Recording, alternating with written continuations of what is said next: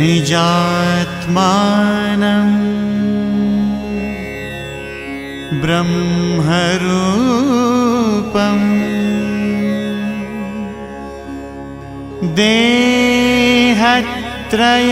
देहत्रयविलक्षणम् विभाव्यतेन कर्तव्या भक्तिः कृष्णस्य सर्वदा भक्तिः कृष्णस्य सर्वदा।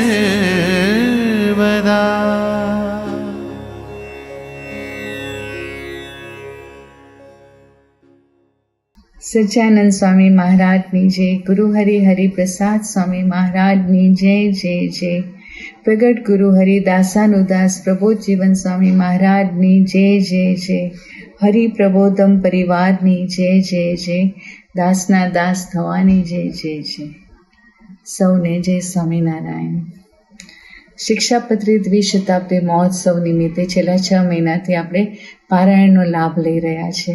આજે જે ભક્તનો લાભ આપણને મળવાનો છે તે સ્ત્રી સમાજના વડીલ માવતર છે.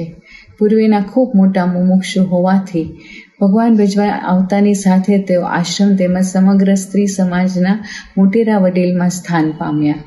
તેવા પૂજ્ય સૌરભ સુમનબેનના નામથી વધારે પરિચિત છે. સુમનબેનમાં ગુરુ ભક્તિ તેમજ પ્રભુ ભક્તિનો અનુપમ સમન્વય છે. 20 જાન્યુઆરીમાં ખૂબ મોટો સમયો થયો હતો. તેમાં ગુરુ હરિપ્રસાદ સ્વામી શ્રી ઠાકોરજી સાથે એક દિવસની એન્ટ્રીમાં હાથી પર વિરાજમાન થયા હતા. આ સ્મૃતિ દરેક ભક્તોના માનસ પટ પર ચિરંજીવી થઈ ગઈ છે અને આ અંબાડી બનાવવાની ગુરુ ભક્તિ પૂજ્ય સુમનબેને કરી હતી. સુમનબેન પરાભક્તિ પણ એટલી જ અદ્ભુત કરે. તેઓ ભક્તોની સેવા ખૂબ અદ્ભુત કરે, ખૂબ શ્રદ્ધાથી કરે. અને ગુરુ હરિપ્રસાદ સ્વામીશ્રી ઘણી વખત એવું કહેતા કે મહેમાનોની સેવા સરબરા એ સ્વામિનારાયણ સંપ્રદાયનું હાર્દ છે. સુમનબેન એ સેવા ભક્તિ એટલી સુંદર કરે. 1988માં ખૂબ મોટો સમયો હતો ત્યારે સમયમાં આવનાર મહેમાન બહેનોની સમગ્ર સેવાની જવાબદારી એમની હતી અને એ સેવા એમણે એટલી બધી શ્રદ્ધાથી કરી હતી. એ સેવા ભક્તિનો રિપોર્ટ જ્યારે ગુરુ હરિપ્રસાદ સ્વામીજીએ વાંચ્યો ત્યારે તેઓ બહુ જ રાજી થયા હતા. આજે પણ જ્યારે મહેમાન હોય ત્યારે સુમનબેન ખડા પગે હાજર હોય અને સુમનબેન કોઈને જમાડે તો તે વાત એ વ્યક્તિ 20-25 વર્ષ પછી પણ યાદ કરે, એ ભૂલે નહીં. એવી અદ્ભુત એમની સેવા ભક્તિ છે. સુમનબેન ભક્તોના દુઃખે દુઃખી અને સુખે સુખી એવા દિલ પ્રધાન છે અને સાધકોની પણ ખૂબ માતૃ હૃદયની હોંફથી તેઓ જતન કરે છે. તો આવો એવા આત્મીય માવતરનો આજે આપણે સૌ લાભ લઈએ. સચ્ચાનંદ સહજાનંદ સ્વામી મહારાજની જય, અક્ષર પુરુષોત્તમ મહારાજની જય, શાસ્ત્રીજી મહારાજની જય, યોગીજી મહારાજની જય, પ્રગટ ગુરુ હરિપ્રસાદ સ્વામી મહારાજની જય, પ્રગટ ગુરુ પ્રબોધ જીવન સ્વામી મહારાજની જય, હરિપ્રબોધમ પરિવારની જય જય જય, દાસના દાસ થવાની જય જય જય.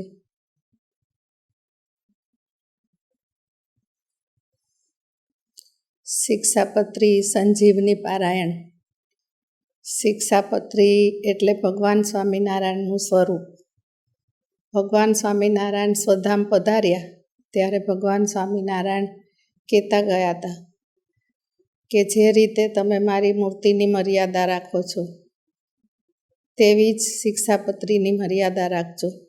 જે રીતે તમે મારા સ્વરૂપનું અભિવાદન કરો છો તે રીતે તમે એવી જ રીતે આ શિક્ષાપત્રી મારું સ્વરૂપ છે. ભગવાન સ્વામિનારાયણનું બીજું સ્વરૂપ એટલે શિક્ષાપત્રી. ભગવાન સ્વામિનારાયણની વાણી આ ગ્રંથમાં લખાયેલી છે એટલે એને પરાવાણી પણ કહેવાય છે. ભગવાન સ્વામિનારાયણે શિક્ષાપત્રીમાં અદ્ભુત વાતો લખી છે.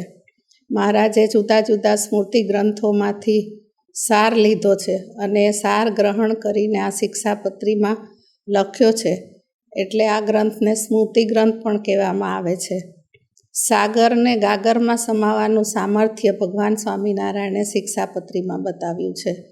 અને હમણાં જ ગુરુ હરિપ્રબોધ સ્વામીજી મહારાજ જ્યારે લંડનની ધરતી પર પધારેલા ત્યારે ત્યાં બોલેલા કે શિક્ષાપત્રી એ મહારાજની સુપ્રીમસી છે. શિક્ષાપત્રી એ આજના સમયમાં માનવ જીવન માટેનું ઔષધ છે.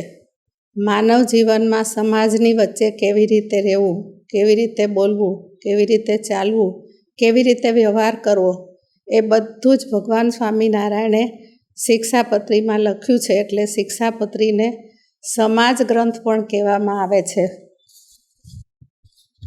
શિક્ષાપત્રીમાં મહારાજે નાનામાં નાની વાતથી લઈને બ્રહ્મરૂપ થવા સુધીની વાતો શિક્ષાપત્રીમાં મહારાજે લખી છે. અને મારી સેવા છે શિક્ષાપત્રીનો શ્લોક નંબર 145, 46, 47. અને પોતાની ઉપજનું જે દ્રવ્ય તેને અનુસારે નિરંતર ખર્ચ કરવો, પણ તે ઉપરાંત ન કરવો. અને જે ઉપજ કરતાં વધારે ખર્ચ કરે છે તેને મોટું દુઃખ થાય છે, એમ સર્વગ્રહસ્થએ મનમાં જાણવું. અને પોતાના વ્યવહાર કાર્યને વિશે જેટલા ધનની ઉપજ હોય તથા જેટલો ખર્ચ હોય તે સંભાળીને નિત્ય પ્રત્યે રૂઢાક્ષરે કરીને પોતે તેનું નામું લખવું. અને તે ગ્રહસ્થાશ્રમી સત્સંગી તેમણે પોતાની જે વૃત્તિ અને ઉદ્યમ તે થકી પામ્યું જે ધન ધાન્યાદિક તે થકી 10મો ભાગ કાઢીને શ્રી કૃષ્ણ ભગવાનને અર્પણ કરવો. અને જે વ્યવહારે દુર્બળ હોય તેમને 20મો ભાગ અર્પણ કરવો. અમારા આશ્રિતોએ આવક પ્રમાણે ખર્ચ કરવો, એવું મહારાજે આ શ્લોકમાં લખ્યું. સ્વામીશ્રી હમણાં જ એક પ્રવચનમાં કેનેડાનું પ્રવચન મૂકેલું સ્વામીજીનું, અને એ પ્રવચનમાં સ્વામીજી બોલેલા કે જે હરિભક્ત દોલા અને પોળા હોય એના જ્યારે ચોપડા લખાવા આવે દિવાળીના દિવસે ચોપડા પૂજન કરવા માટે, તો કે એમના ચોપડામાં હું અવશ્ય લખું કે શિક્ષાપત્રી પ્રમાણે વ્યવહાર કરવો. કે ગઢડામાં મહારાજે એક વખત વાત કરેલી કે જીવા ખાચરને ત્યાં અવારનવાર મહેમાનો આવે અને રોજનું 10 રૂપિયા જેવું ખર્ચ કરે મહેમાનો પાછળ. અને મહેમાનો સમજીને પોતાનું યથાયોગ્ય આપી દે, પણ જીવા ખાચર બધાને ખૂબ આગ્રહ કરીને એવું કહે કે તમારે જ્યાં જવું હોય ત્યાં જાઓ, પણ એક દિવસ તો તમારે મારે ત્યાં રહેવાનું જ છે. એટલે બધા ભક્તોને ફોર્સ કરીને પોતાના ઘરે બોલાવે, સેવા સરભરા કરે અને 10 રૂપિયા જેવો રોજનો ખર્ચ કરે. એવા જીવા બાપુને પણ શ્રીજી મહારાજે સૂચન કરેલું કે શ્રી હરિએ એમને કહેલું કે મોટા મોટા ગરાસિયા હોય કે જેને રોજની કરોડોની આવક જાવક હોય, એ પણ રોજનો જો આવક જાવકનો ખર્ચ ના લખે, નામું ના લખે, તો એમને બહુ મોટું દુઃખ થાય છે. એમની માથે કરજ થઈ જાય છે ને માથે પારાવાર મુશ્કેલી આવે અને નાણાં ખલાસ થઈ જાય. જેમ ગમે એટલું મોટું સરોવર હોય પણ એમાં પાણી ના હોય તો એની કોઈ કિંમત નથી. એટલે જીવા બાપુને પણ મહારાજે નિયમ આપેલો કે તમારે રોજનો આવક જાવકનો ખર્ચો લખવો. 5000 વર્ષ પહેલાં વિદુરજીએ ધૃતરાષ્ટ્રને શિખામણ આપેલી કે તમે તમારા છોકરાઓ સાથે જે કાંઈ વ્યવહાર કરો એનું લખાણ લેવું અને એનો હિસાબ લેવો. આટલા વર્ષ પહેલાં આ વાત એમણે કરેલી. એટલે આપણે ગ્રહસ્થાશ્રમમાં રહેતા હોય, સ્વામીજીના સમયમાં ઘણા બધા કુટુંબો એવા હતા કે જેને સ્વામીજી વારંવાર આ વાત કહેતા હતા, અને આ વાતનું આજ્ઞા ના પાડવાને કારણે ઘણી બધી મોટી મુશ્કેલીઓ આવેલી અને ઘણી બધી પ્રોપર્ટીઓ પણ વેચાઈ ગયેલી. એ દ્રષ્ટાંતોને એ દ્રશ્યો અમે આંખ સામે જોયા છે.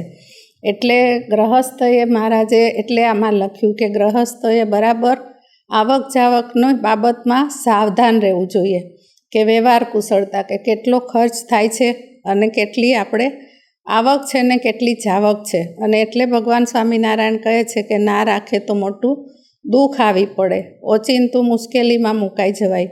આટલી બધી સુરક્ષાની ભલામણ ભગવાન સ્વામિનારાયણ એના ભક્તો માટે કરે છે કે કેવી રીતે વ્યવહારે શાંતિથી, વ્યવહાર કુશળતાથી સંસારમાં રહીને શાંતિથી પોતાનું જીવન પસાર કરે એ વાત માટે ભગવાન સ્વામિનારાયણે પોતાના ભક્તોની કેટલી બધી ચિંતા રાખી છે કે અમારા આશ્રિતોએ ખર્ચ કરવો એવું મનમાં વિચારવું કે રોજનું નામું જાતે લખવું, કે આટલી બધી વાત ભગવાન સ્વામિનારાયણે કરી કે મહારાજ એક વખત શ્રીજી મહારાજ વડતાલ સમયો કરવા માટે ગયેલા અને પછી ત્યાં સમયો કરી અને પાછા પધારતા હતા ગઢડા વડતાલથી. એટલે ત્યાં બધા ભક્તોએ ભેટ મૂકી હોય એમાંથી 300 રૂપિયા બચેલા. એટલે મહારાજ જ્યારે ગઢડા પધાર્યા ત્યારે મહારાજે આવીને બધા સંતો ભક્તોને ભેગા કરી અને નક્કી કર્યું કે હવે આ 300 રૂપિયા વધ્યા છે એને આપણે ક્યાં સાચવવા, એના કરતાં એની આપણે બ્રાહ્મણોની 84 કરી નાખીએ. એટલે લાધા ઠક્કરને બોલાયા અને ભગવાન સ્વામિનારાયણે કહ્યું કે આ 84 કરવાની છે બ્રાહ્મણની અને આ 300 રૂપિયા અને 300 રૂપિયાનો જ ખર્ચ કરવાનો છે. એમાં 1 રૂપિયો વધવો પણ ના જોઈએ અને 1 રૂપિયો ઘટવો પણ ના જોઈએ. આવું કહીને મહારાજે બધું આયોજન કર્યું. 84નું આયોજન થયું, બધા બ્રાહ્મણોને જમાડ્યા, દાન દક્ષિણા આપી અને પછી મહારાજ એવા ચબરાક હતા, આપણને ખબર છે, અને બહુ સ્માર્ટ ગુણાતીત પુરુષો હોય એટલે એમને સમયો કરીને છોડી ના દીધું, પણ લાધા ઠક્કરને બોલાવીને ફરી હિસાબ પૂછ્યો કે કેટલો ખર્ચ થયો ને શું થયું. એટલે એમને કહ્યું કે મહારાજ 400 રૂપિયાનું ખર્ચ થયું. એટલે મહારાજે એમને ઠપકો આપ્યો કે અમે તમને કહ્યું હતું ને કે 300 રૂપિયામાં 1 રૂપિયો બચવોય ના જોઈએ ને 1 રૂપિયો ઘટવોય ના જોઈએ, તો તમે આ 100 રૂપિયાનો વધારાનો ખર્ચ કર્યો એ હવે અમે ક્યાંથી લાવીશું ને કેમ થાય છે, તમને કાંઈ ખબર છે? એટલે ત્યાં બોટાદના અધોસેઠ બેઠેલા અને આટલું કહીને મહારાજ નીમ તરુ નીચે જઈને બેઠા. એટલે ત્યાં અધોસેઠ બેઠાલા બોટાદના, એ બહુ એકાંતિક ભક્ત અને બહુ પૈસાવાળા. એટલે એમને થયું કે મહારાજ નારાજ થઈ ગયા છે, એટલે મહારાજને જઈને 100 રૂપિયા ભેટ આપી. એટલે મહારાજે પાછા લાધા ઠક્કરને બોલાવી અને 100 રૂપિયા આપ્યા અને કીધું કે લો આ તમે વધારે ખર્ચ કર્યો છે તો હવે બધું ભરપાઈ કરી દો. એટલે કે મહારાજ જેવા મહારાજે બી આટલું એક પાઠ શીખવાડવા માટે કહીએ કે સમાજને એક વ્યવહાર કુશળતાની સૂઝ આપવા માટે કહીએ. એટલે ગુણાતીત પુરુષો આપણને એક પળે વ્યવહાર કુશળતા શીખવાડે છે કે ઘરમાં આપણે ધારો કે કોઈ વસ્તુ ખરીદી હોય તો આપણને ખબર હોવી જોઈએ કે આપણે કેટલો ખર્ચ થયો અને કેટલી આપણી આવક અને કેટલી જાવક. અને ઘણા હરિભક્તો ખબર હોય કે અત્યારે કળિયુગનો બરાબર પ્રવાહ ચાલી રહ્યો છે, એટલે દીકરા દીકરીઓ પાસેથી હિસાબ લેવો બહુ અઘરો છે, પણ છતાં બે કુશળતાથી એ વસ્તુ આપણે પૂછવી જોઈએ. અને કદાચ આપણે ના પૂછીએ તો મા બાપ તરીકે છોકરા છોકરીઓને બગાડવામાં કદાચ આપણો ફાળો બહુ મોટો થઈ જાય ઘણીવાર. એટલે આ વાત ભગવાન સ્વામિનારાયણ આપણને શીખવાડે છે. પછી ભગવાન સ્વામિનારાયણે અને અમારા ગ્રહસ્થાશ્રમી સત્સંગી તેમણે પોતાની જે વૃત્તિ અને ઉદ્યમ તે થકી પામ્યું જે ધન ધાન્યાદિક તે થકી 10મો ભાગ કાઢીને શ્રી કૃષ્ણ ભગવાનને અર્પણ કરવો. તો કે ભગવાન સ્વામિનારાયણે ધન અને ધાન્યના સમર્પણની સામે આપણને આ શ્લોકમાં કેટલા બધા ધન્ય કરી દીધા. પ્રભુએ આ શ્લોક શિક્ષાપત્રીમાં લખ્યો અને આપણને આ સેવાનો એક અદ્ભુત ચાન્સ આપ્યો. કે પહેલાંના જમાનાના ખેડૂતો હંમેશા વાત કરતા કે 100 ચાસમાં 1 ચાસ એવો હોય કે જે લોહીનો હોય.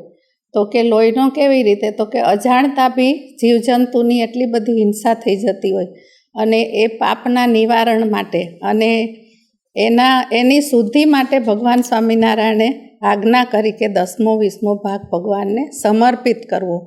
કોઈ બિઝનેસ હોય તો એમાં ઘણી પ્રકારનું ધન આવતું હોય, તો ઘણી વખત એમાં આપણા ઘરમાં એવું કોઈ ધન આવી જાય તો કે ભગવાન સ્વામિનારાયણે એટલે આપણને આજ્ઞા કરી.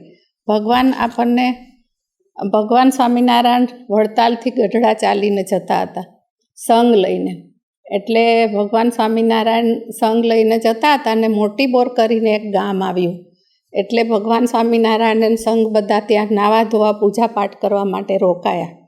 એટલામાં જ સૌરાષ્ટ્રથી પર્વતભાઈનો સંઘ આવ્યો અને એ લોકો પણ ત્યાં નાવા ધોવા આવ્યા. એટલે બધા અરસપરસ મહારાજના દર્શન કરીને ખૂબ ખુશ થઈ ગયા ભગવાન સ્વામિનારાયણને દંડવત પ્રણામ કર્યા, મળ્યા અને બધા રાજી થકા, બધા એકાબીજાને આનંદ કરતા હતા. એટલે પછી ભગવાન સ્વામિનારાયણને પૂછ્યું કે હું બાજુના ગામમાં બધું લેવા જાઉં છું, તો આપના સંઘ માટે કશું લાવવું છે, દાળ ચોખા કંઈ બી. એટલે ભગવાન સ્વામિનારાયણ હસ્યા. એટલે પર્વતભાઈએ પૂછ્યું કે મહારાજ તમે કેમ હસો છો? તો કે તમે શું લાવવાના? તો કે તમે જે કહેશો એ લાવવાના. તો કે ફરી મહારાજ હસ્યા. એટલે પછી પર્વતભાઈએ જ્યારે પૂછ્યું કે તમે કેમ હસો છો, ત્યારે ભગવાન સ્વામિનારાયણે કહ્યું કે આ બ્રહ્માંડમાં નહીં, અનંત બ્રહ્માંડમાં જે કાંઈ માણસ છે, વસ્તુ છે, પદાર્થ છે, એ બધું તો અમારી માલિકીનું છે. તમારું શું છે કે તમે અમને આપવાના છો? જે વસ્તુ પદાર્થ છે એની ઉપર તમારો કોઈ અધિકાર જ નથી, તો તમે અમને શું આપવાના છો? એટલે કહેવાનો અર્થ શું છે કે બધું ભગવાનનું આપેલું છે ને ભગવાનને આપવાનું છે. ભગવાનને આપણે ભિક્ષા નથી આપતા, પણ ભગવાનને આપણને કોને આપ્યું છે ને આપણે કોને આપી રહ્યા છીએ, એ ભાવથી આપણે ભગવાન સ્વામિનારાયણને કે એ ભાવથી આપણે સત્સંગમાં દશાંશ વિશાંશની સેવા કરવાની છે. આપણા જીવના રૂડાર્થે કરવાની છે, ભગવાને આપ્યું છે એમાંથી કંઈક કરવાનું છે ને ભગવાનનું જ છે એવા ભાવથી આપણે એ સેવા કરવાની છે. એટલે જે કહે ને કે તેરા તુજકો અર્પણ, એ ભાવના જો નિરંતર આપણા જીવનમાં વણાયેલી હોય તો આપણે આવકમાંથી ભગવાનનો કેટલો ભાગ એ આપણે નક્કી કરવાનું છે.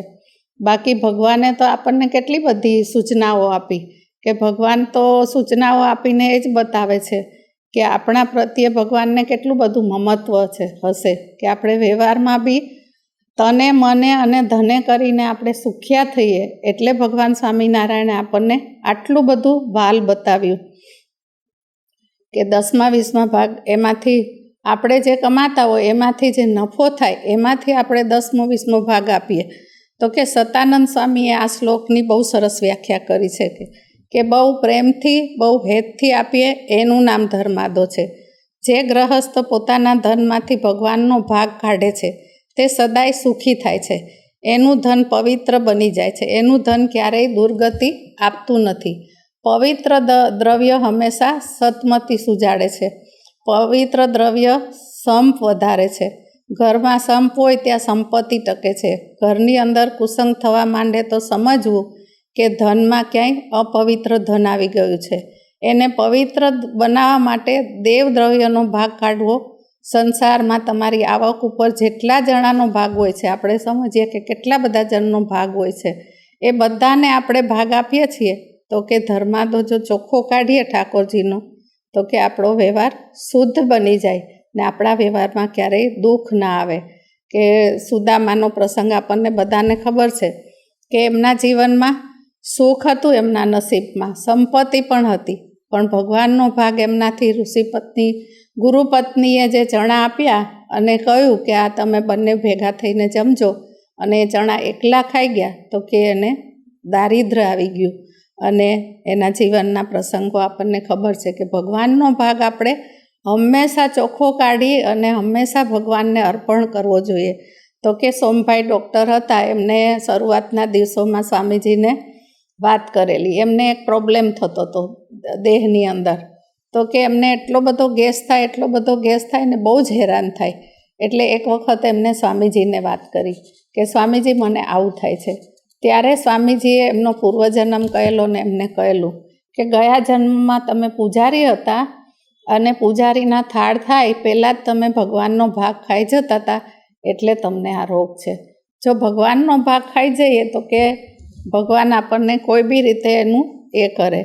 પછી સર્વમ સ્વામીનું એક પ્રવચન સાંભળતી હતી તો કે ભગવાનનો 10મો 20મો ભાગ કાઢીએ ને તો ભગવાન આપણા પાર્ટનર બને. ભગવાન આપણા પાર્ટનર બને ને તો આપણને તારે પણ ડૂબાડે નહીં. તો કે સ્વામીજી બોલેલા કે જેમ જેમ 10મો 20મો ભાગ કાઢતા જશો તેમ તેમ તમારી ગરીબાઈ દૂર થશે. પૈસાની ગરીબાઈ રહેશે નહીં. પૈસા માટે ફાફા નહીં મારવા પડે, પણ કે ભગવાનને છેતરવાના નહીં. સ્વામીજીએ આ વાત કરેલી. ગુણાતીતાનંદ સ્વામીએ બી કહ્યું છે કે 10મો 20મો ભાગ કાઢશે એનો વ્યવહાર દુબળો નહીં રહે. ગોપાળાનંદ સ્વામીએ બી વાત કરી છે કે વ્યવહારે સુખિયા થવું હોય તો 10મો 20મો ભાગ કાઢવાનો. તો કે સેંજલના દરબાર હતા માણેકસિંહ ખુમાણ, દર વર્ષે 10,000 રૂપિયા એ કમાય અને એમાંથી એને 2 લાખ રૂપિયા ભેગા થયેલા અને 2 લાખ ભેગા થઈને એમને જમીનમાં એ ડેગડો દાટેલો. તો કે એક વખત ચોર ચોરી કરવા માટે આવ્યા અને ચોર ચોરી કરતાં કરતાં ડેગડા સુધી પહોંચ્યા પણ ચોર લઈ ના શક્યા. એટલે પછી એ ભગતે કહ્યું કે હું ચોખ્ખો ધર્માદો કાઢું છું ને એટલે મારા ધનની મહારાજે રક્ષા કરી, મારા ડેગડા સુધી ચોર પહોંચી ના શક્યા. એટલે કે ચોખ્ખો ધર્માદો આપણે કાઢ્યો હોય તો કોઈ દિવસ આપણા ઘરમાં કંઈ થાય નહીં, તન મન ધન ને આત્માથી ચારેયથી આપણી રક્ષા થાય. કે વર્જેનિયામાં એક નીતિનભાઈ કરીને આપણા સ્વામીજીના ભક્ત, તો એમની એક રિસોર્ટ છે ત્યાં.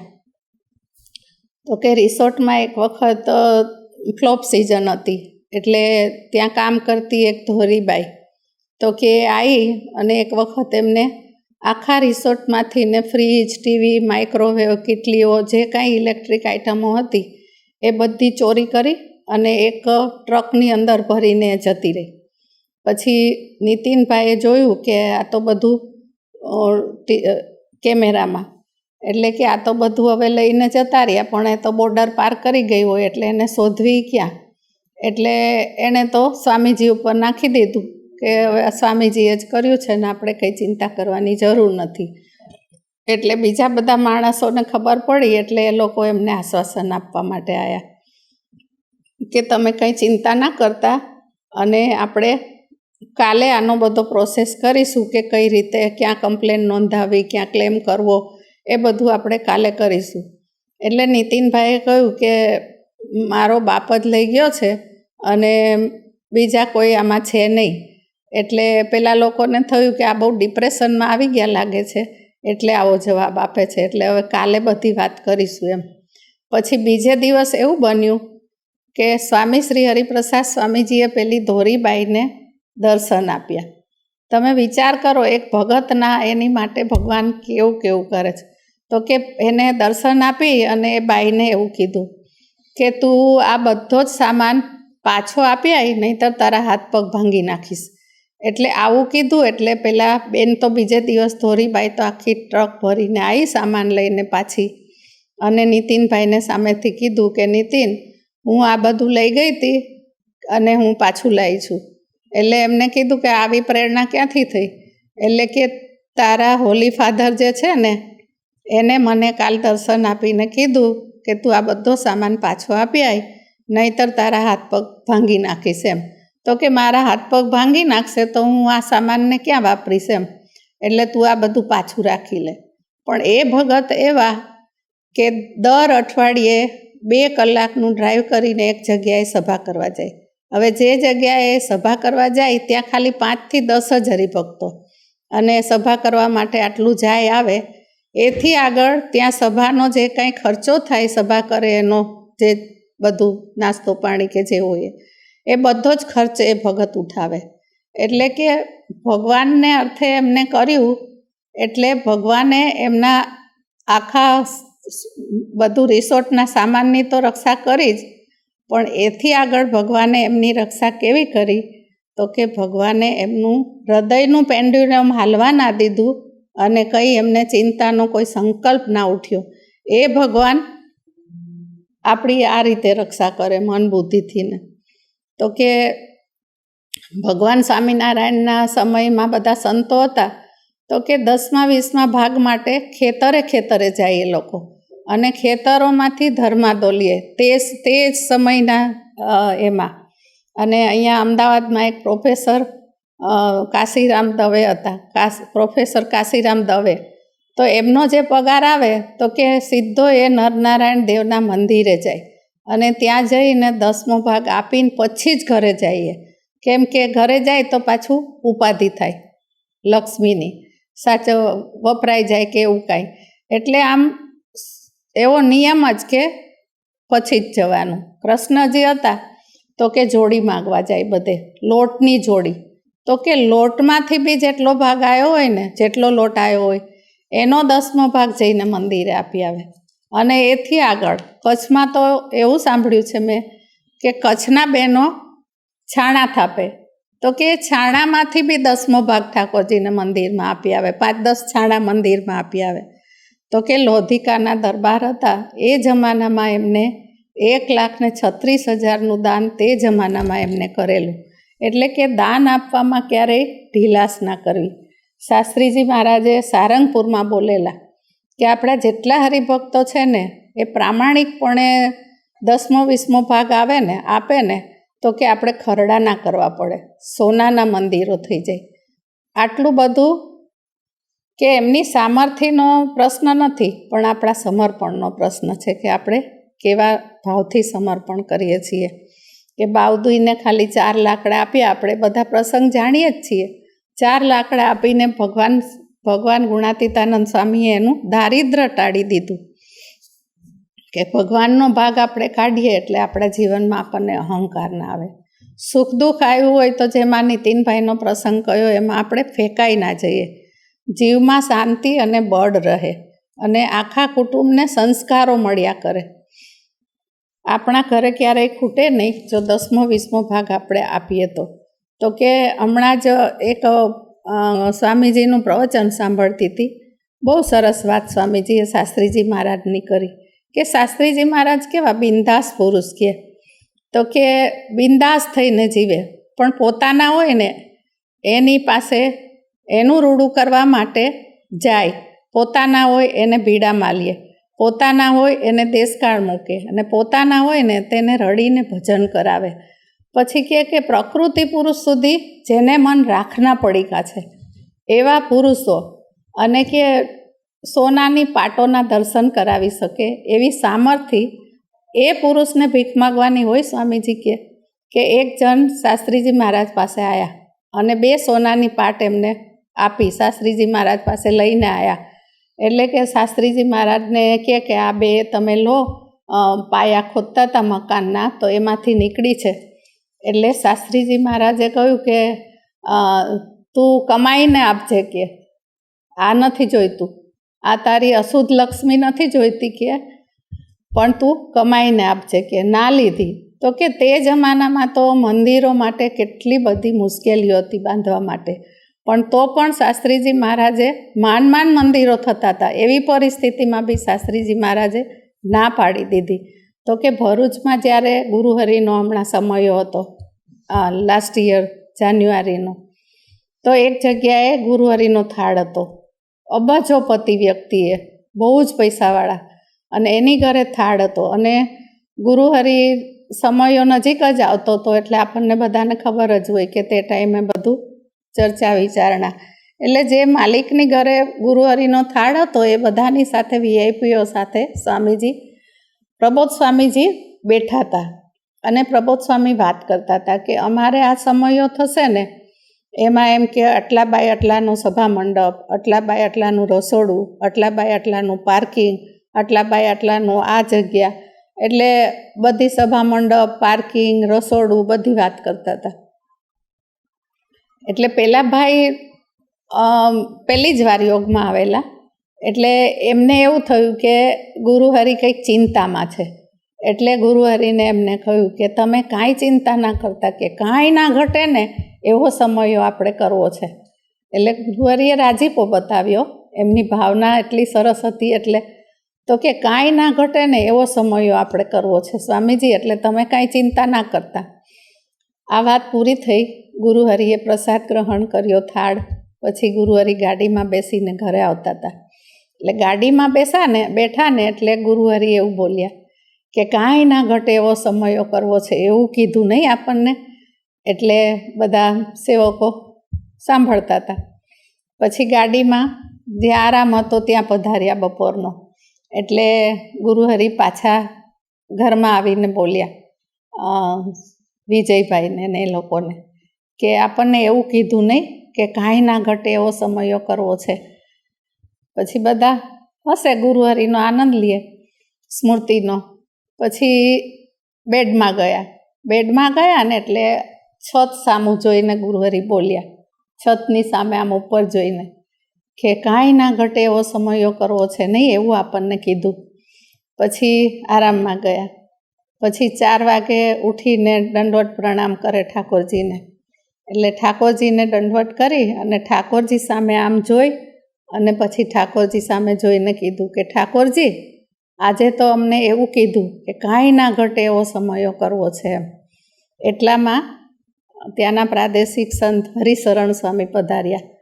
એટલે એમને કીધું કે હરિશરણ, આજે તો આપણને એવું કીધું કે કાંઈ ના ઘટે એવો સમયો કરવો છે કે પણ હવે મજકૂરની વાત આવે છે કે ગુરુહરિ હવે શું કહે છે. ત્યારે ગુરુહરિએ કીધું કે આપણે એમનું કશું જ નથી લેવું, આપણે તો ભક્તોનું લેવું છે, જેથી ભક્તોના જીવનમાં કાંઈ ના ઘટે એવું આપણે કરવું છે. એટલે એ જે ગુણાતીત પુરુષોની જે રીત છે ભક્તોને, એના ભક્તોને સુખી કરવાની. દાન આપનારા તો કેટલા બધા બેઠા હોય છે કે અત્યારે ગુરુહરિએ જ્યારે આ પ્રોજેક્ટ ઉપાડ્યો છે મંદિરનો, બધે ગુરુહરિનું વિચરણ થાય છે.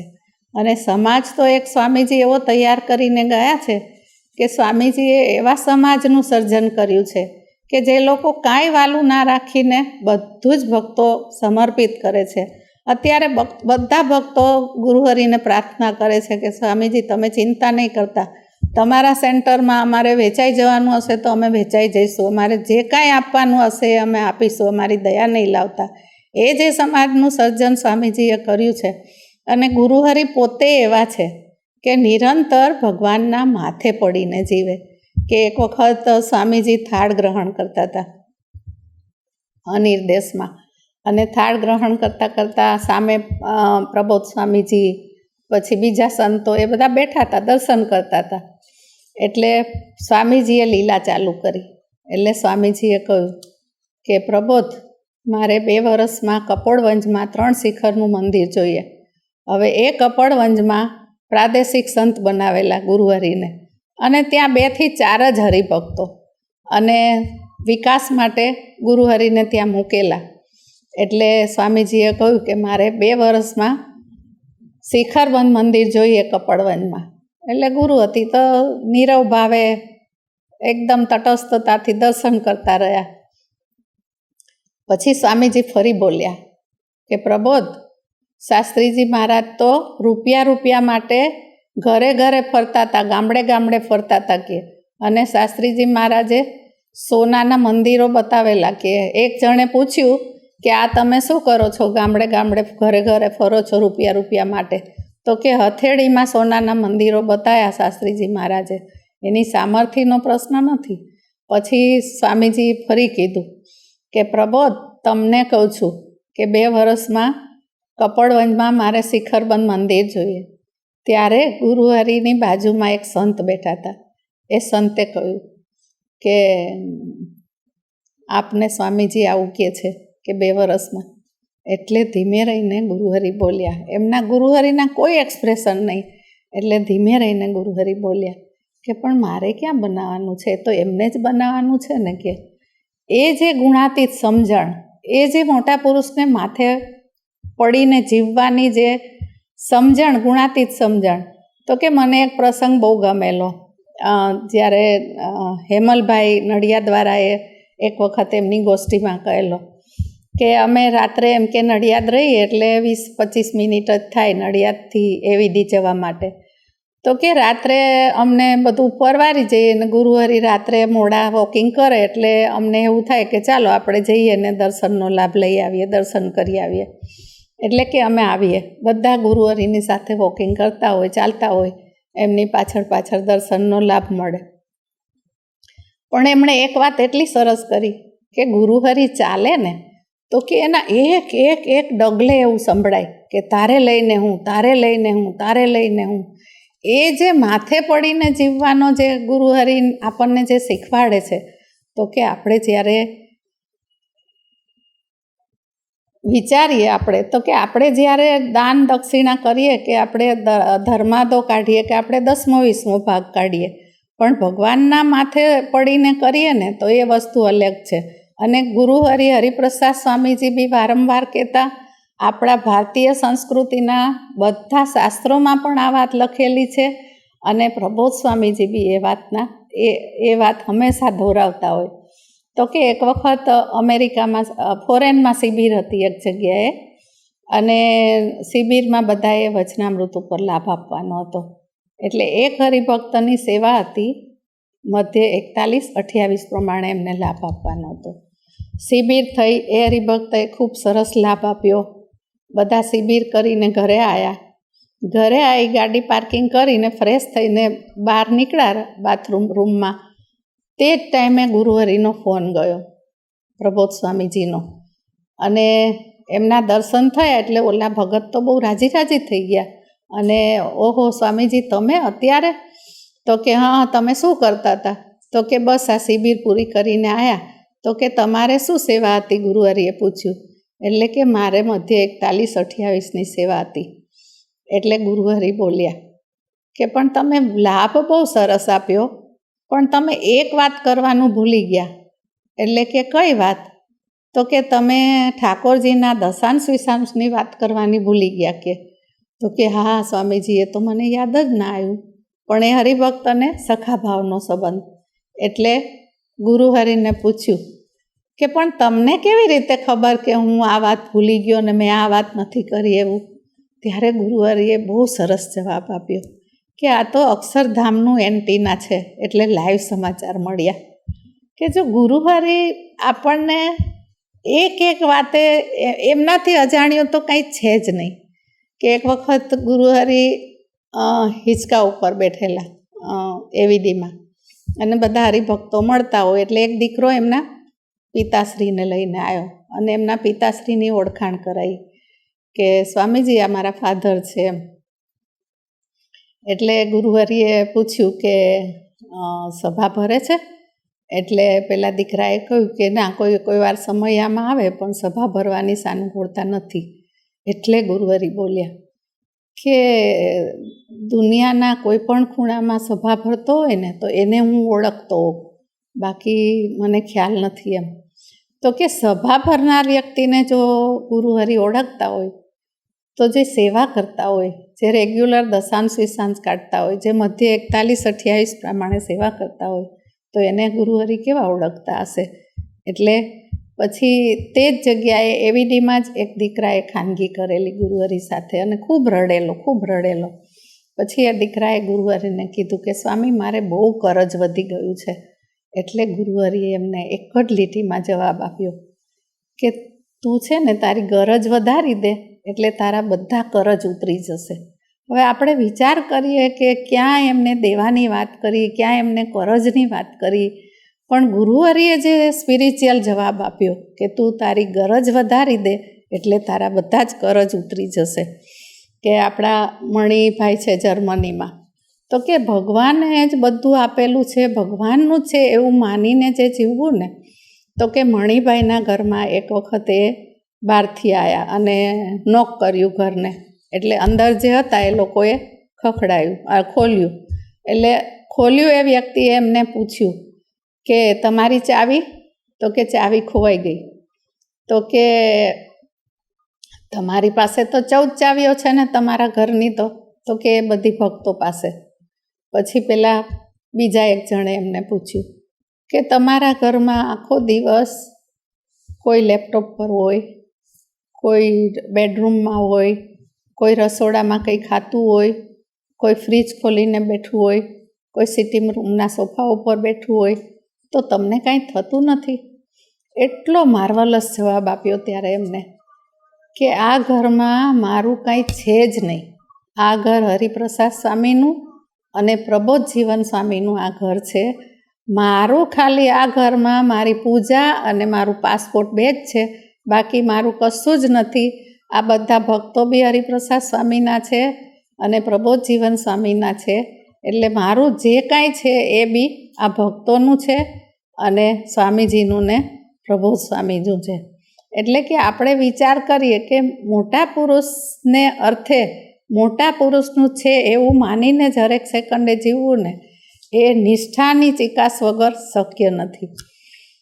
કે એક વખત ગુરુહરિ સ્વામીશ્રી યોગા કરતા હતા અને વોકિંગ કરતા હતા. એટલે દૂરથી બધા દર્શન કરતા હતા. એટલે સ્વામીજીને જ્યારે ઊભું થવાનું થતું ત્યારે એમને ટેકો આપે બધા. એટલે રાકેશભાઈ ટેકો આપવા માટે એમને જતા હતા.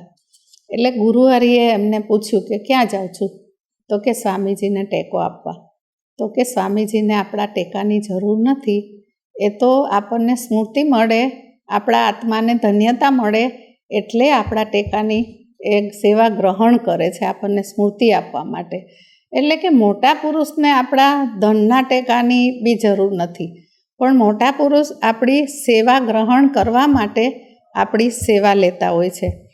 કે બરોડામાં મુકેશભાઈ છે, એમની ઘરે અમે એક વખત ગયેલા. એમને બહુ સરસ વાત કરેલી. મને એટલી બધી એ વાત ગમી ગયેલી કે જો ભક્તો જ્ઞાનની કોઈ ઝાકમજોડ ના દેખાય, પણ નિષ્ઠા અને પ્રીતિથી સ્વામીજી સાથે જે જોડાયેલા ને, તો કે હું સ્વામીજીના યોગમાં આવ્યો 92માં. ત્યાર પહેલાં એમ કે હું સેલટેક્સમાં કામ કરતો હતો, મારી 5,000 ત્યારે મારો પગાર હતો એમ. તો કે હું સ્વામીજીના યોગમાં આવ્યો ને એટલે સ્વામીજીને અમરીશ દીક્ષા, એટલે અમરીશોને એક વખત ગોરધન મામાની ઘરે 92નો ખરડો લખવા માટે બધાને ભેગા કરેલા. તો કે અમે ત્યાં ગયેલા. તો કે હું ત્યારે નવો જ. તો સ્વામીજીએ એમ કે મારી 51,000 સેવા લખી.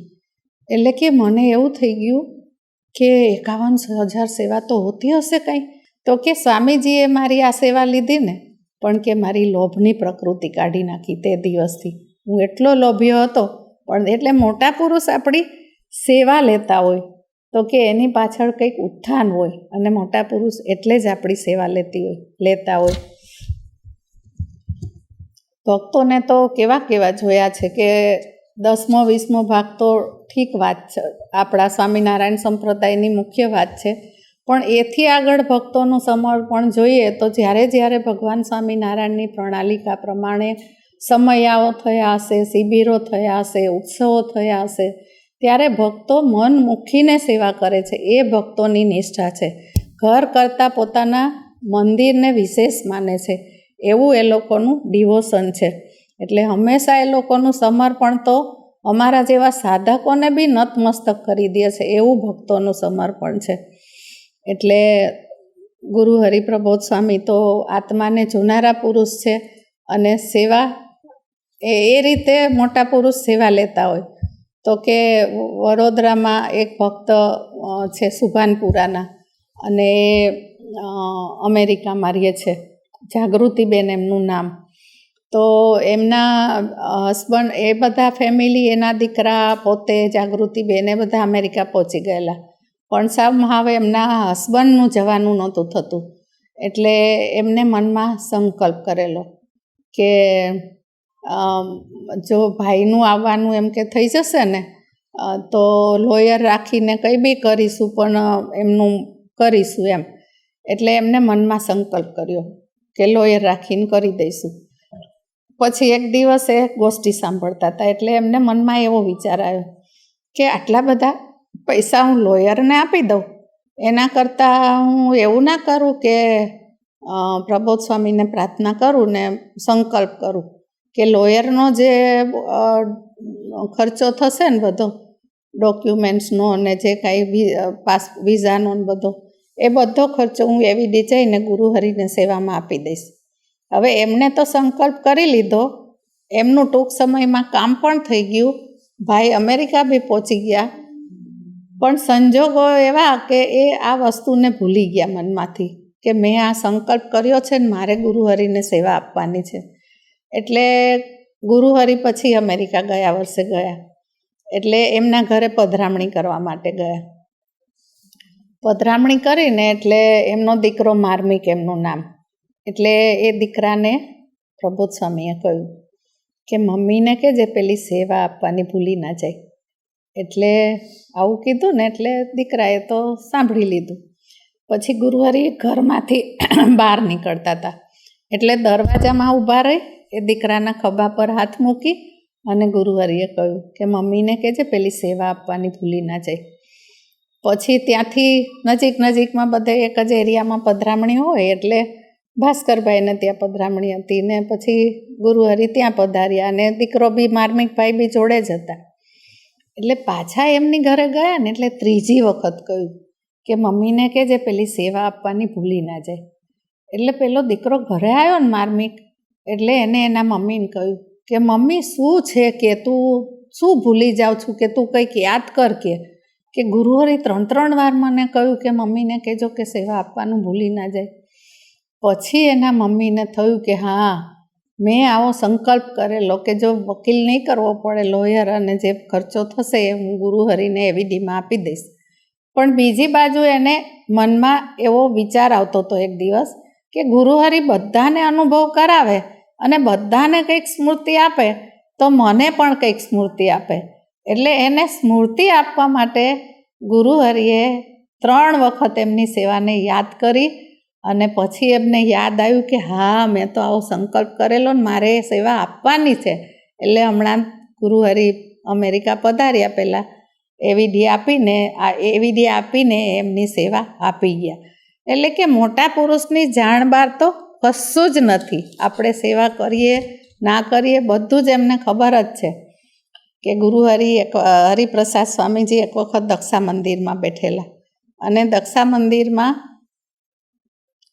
સતુ પપ્પા જોડે વાત કરતા હતા. એટલે સતુ પપ્પાએ સ્વામીજીને પ્રાર્થના કરી કે સ્વામીજી, તમે આપણા સમાજમાં ધનના દેશકાળ મૂકીને ખૂબ કસોટી કરો છો, પણ કે કૃપા કરજો ને બધાને બળ આપજો કે બધા બળ મારીએ. એટલે સ્વામીશ્રીએ કહ્યું પછી કે સતુભાઈ, જૂનાગઢથી મુંબઈ સુધીના હરિભક્તોમાં જે ભક્તો શુદ્ધ દશાંશ વિષાંશ કાઢે છે તેમના જીવનમાં જોઈ લો, તેઓને દેશકાળ નહીં જ હોય, ધને કરીને સુખી જ હોય. પ્રભુ ધનના દેશકાળ મૂકવા માટે નવરા નથી. પછી કે તલ જેટલું પણ ન રાખે, વ્યાજ સહિત દે મોરારી. જેણે જેણે દિલથી દાન દીધું છે ને એ ભક્તો સુખિયા થવાના જ. સ્વામીજી કે ભગવાન થોડું લઈને અનંત ગણું આપે છે. સાથોસાથ જેમ મુકેશભાઈની વાત કરીને એ જ શબ્દ સ્વામીજી બોલ્યા કે સાથોસાથ અનંત જન્મની જીવમાં રહેલી જે લોભની પ્રકૃતિ, એ પ્રકૃતિ કાઢી નાખે છે અને સુખી કરી દે છે ભક્તોને. તો કે આપણે વિચાર કરીએ કે આ બધી વાતોની સાથે સાથે આપણને વિચાર આવે કે મોટા પુરુષ ધરતી પર આવીને કેટલું બધું આપણને સૂક્ષ્મ વાતો શીખવાડે છે અને સૂક્ષ્મ આપણા આત્માનું જતન કરે છે. કે એવા સાધુઓ આપણી સાથે, એવા બહેનો છે કે આપણા સમાજમાં સર્વેશ્વર બેન છે. તો કે એમનું જીવન જ્યારે અમે વર્ષોથી સાથે છીએ અને વર્ષોથી એમનું જીવન અમે નિહાળીએ છીએ કે ન કોઈની માટે એમને અભાવ, ન કોઈની માટે આટી, ન કોઈની માટે એમને વેરઝેરની ભાવના. દરેક વ્યક્તિ માટે એનો જે ભગવત ભાવ છે, દરેક વ્યક્તિને ભગવત ભાવે જોવે છે, ભગવત ભાવે સ્વીકારે છે અને ભગવત ભાવે જે સેવા કરે છે એ એમના જીવનની બહુ મોટી વિશેષતા છે. એટલે ઘણી વખત એવું થાય કે ભગવાને આપણને કેટલી મોટી અણમોલ ભેટ આપી છે કે જે ભેટનું આપણે કોઈ મૂલ્ય જ ના ચૂકવી શકીએ. એટલું બધું ભગવાને આપણને આવા સાધુ આપીને ધન્ય બનાવ્યા છે. કે મને હરિવંશરાય બચ્ચનની એક વાત બહુ ગમે છે કે આજ રબ સે મુલાકાત કી, થોડી સી આપકે બારે મેં બાત કી, मैंने कहा क्या दोस्त है, क्या किस्मत पाई है, रब ने कहा संभाल के रखना, मेरी पसंद है जो तेरे हिस्से में आई है. તો ભગવાને પસંદ કરેલા સાધુ જ્યારે આપણા ભાગે આવ્યા છે ત્યારે આપણે એમની સાથે બી એવો અણમોલ સંબંધ બાંધી લઈએ કે હંમેશા ગુરુહરિને સ્વામીશ્રી કહેતા આવ્યા છે અને ગુરુહરિ કહે છે કે 2 સારા સાધુને 4 સારા હરિભક્ત સાથે આપણી દોસ્તી હોય. સમાજમાં એવા દરેક પ્રદેશમાં એવા પ્રાદેશિક બહેનો આપ્યા છે કે જે બહેનો ખૂબ આધ્યાત્મિક છે, જે બહેનો ખૂબ નિષ્ઠાવાન છે, જે બહેનો ખૂબ શુદ્ધ સમજણથી જીવે છે, જે બહેનોની સ્વામીજી સાથે અને ગુરુહરિ સાથે અજોડ પ્રીતિ છે કે ભગવાન સિવાય જેને પોતાના જીવનમાં કાંઈ જોઈતું જ નથી, એવા નિર્ણયનગરના બધા જ બહેનો કે નિરંતર ભગવાનની સેવાચર્યામાં, કથા વાર્તામાં અને વૃંદ આપીને તો બધાને એટલા બધા ધન્ય કરી દીધા છે કે બીજું ત્રીજું કાંઈ રહ્યું જ નથી હવે જીવનમાં. આખો દિવસ વૃંદનો લાભ લઈને સવારની સભાઓ કરીને જે ભગવાનનો આનંદ માણવાની એક જે અવસર આવ્યો છે, અત્યારે ચાતુર્માસ ચાલી રહ્યો છે, બધા ભક્તો વૃંદનો ખૂબ લાભ લે છે અને બધા ભક્તો ખૂબ સેવા ભજનને સ્વાધ્યાયમાં ડૂબેલા જ છે. એથી આગળ આપણા સેન્ટરનું ઓપનિંગ ખૂબ ટૂંક સમયમાં થવાનું છે. એવી અદ્ભુત ભેટ સ્વામીજીએ ટૂંક સમયમાં આપણને જ્યારે આપી કે આટલું મોટું સંકુલ ઊભું કરીને આપણે શાંતિથી ભજન સ્વાધ્યાય સેવા કરી શકીએ, એની માટે સ્વામીજી આજે આટલો બધો દાખલો કરી રહ્યા છે. તો ગુરુહરિના ચરણોમાં પ્રાર્થના, હરિપ્રસાદ સ્વામીશ્રીના ચરણોમાં પ્રાર્થના, સૌ વડીલોના ચરણોમાં પ્રાર્થના કે આપણી ગરજ, આપના દાખલાને અને આપણી રાજી કરવાની જે નિરંતરની ભાવના માટે આપ અમને દોડાવવા માગો છો, એ રીતે નિરંતર અમારું દેહ દોડતું રહે, મન બુદ્ધિ દોડતા રહે અને આપને રાજી કરી શકીએ, એ જ આપના ચરણોમાં પ્રાર્થના. સહજાનંદ સ્વામી મહારાજની જય, હરિપ્રસાદ સ્વામી મહારાજની જય, પ્રબોધ જીવન સ્વામી મહારાજની જય.